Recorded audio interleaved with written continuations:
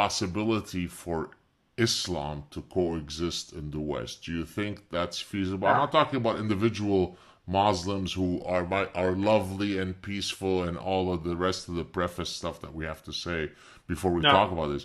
But what are your views on Islam? How's it going in the UK? Those are my views. Okay, you can't. It's they have different views than us. Their views are that Western civilization is corrupted and awful, and it doesn't follow their code of ethics. It doesn't work. You cannot say that you can coexist peacefully. What's happening in the UK is the greatest example.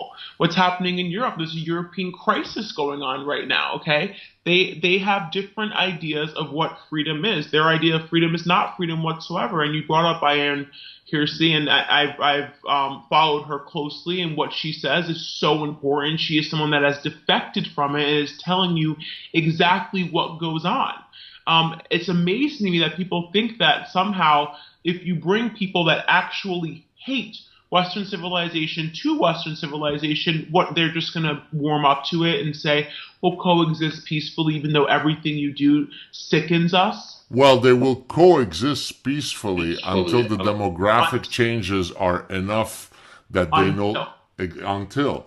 Is Islam, are the central doctrines of Islam compatible with our most foundational Western values? You No, couldn't have a clearer answer, and it no. is no. Now, many Muslims might decide to ignore the endless stuff that's useless in their holy books, but when the demographic changes allow you to then implement further intrusions on the rest of us, it's going to happen, and there is 1400 years of history that suggests this. Good So, luck, Europe. I don't see how Europe's going to get it back. I genuinely feel that they're done. People have asked me this question all the time, and I've looked at it and I've said, no, I think they're done. I don't see how they can get it back. I view America as the last stand for Western civilization.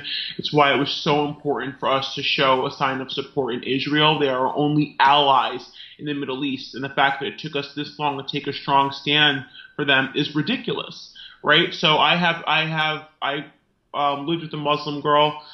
So this is not at all an attack against peaceful Muslims. It's just a basic understanding that Islam and Western civilization are never going to be friends because they're fundamentally different ideas.